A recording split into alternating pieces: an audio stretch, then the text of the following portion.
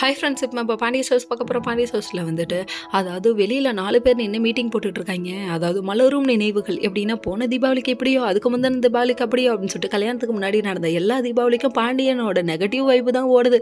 என்னன்னு பார்த்தா நம்ம செந்தில் ஒரு பக்கம் இந்த சட்டையை போட்டதுக்கு நாய் திறந்துச்சு, அந்த சட்டையை போட்டதுக்கு பசங்க கலாய்ச்சாங்கன்னு அந்த ஞாபகத்தை தான் வச்சுக்கிறாங்க. உடனே நம்ம சரவணன் வந்துட்டு, ஏன்டா உனக்கு நல்ல மெமரிஸே இல்லையாடா?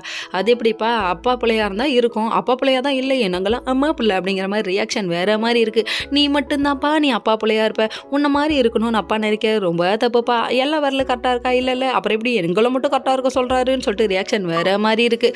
அப்போ நம்ம கதிர் ஒரு பக்கம், ஆமாம் நான் ஒரு துப்பாக்கி அப்பா காசு ஆட்டையை போட்டு வாங்கினேன் அப்படின்னு சொல்ல, அதுக்கு ஊரு பூரா துரத்தி அடிச்சாருல்ல, அதுவும் ஞாபகமாக இருக்குன்னு சொல்லிட்டு பழனி சொல்ல இப்படி கிண்டலுக்கே பேசிகிட்டு இருக்காங்க. அதுக்கப்புறம் நம்ம சரவணன் ஒரு பக்கம் உள்ளே தண்ணி கொடுக்கலான்னு வர, இங்கே கிச்சனில் ஒரு மீட்டிங் என்னன்னு தானே பார்க்குறீங்க. அதாவது மறுநாள், அதாவது தீபாவளினாலே நான்வெஜ் ஸ்பெஷல், அதனால் தீபாவளிக்கு இவ்வளோ பேத்துக்கு சமைக்கணுங்கிறதுக்காக பூண்டு ஊறி வெங்காயம் ஊறின்னு கோமதி அம்மா கொடுமைப்படுத்த, அத்தை என்னை இவ்வளோ கொடுமைப்படுத்துறீங்களே மீனா ஒரு பக்கம் சொல்கிறாங்க. நீ வெங்காயம் ஊறிக்க கூட ஆக மாட்டேன்னு எனக்கு நல்லா தெரியும்டி அப்படிங்கிற மாதிரி ரியாக்ஷன் வேறு மாதிரி இருக்குது. அப்போ பேச்சுவாக்கில் பேசிகிட்டு இருக்கும்போது நம்ம சரவணன் வந்து தண்ணி கேட்குறாரு. தண்ணி குடிச்சிட்டு அங்கே போய் நின்று ஃபோனை சார்ஜர் போட்டுட்டு இருக்கும் போது, அக்கா நீங்கள் மூவிக்கு போயிருக்கீங்களான்னு சொல்லி ஒரு பேச்சு எடுக்க, அது போய் மாமா நாட்டு 10வது படிக்கும்போது 2010 10வது படித்தேன்னு சொல்லிட்டு இருக்காங்க.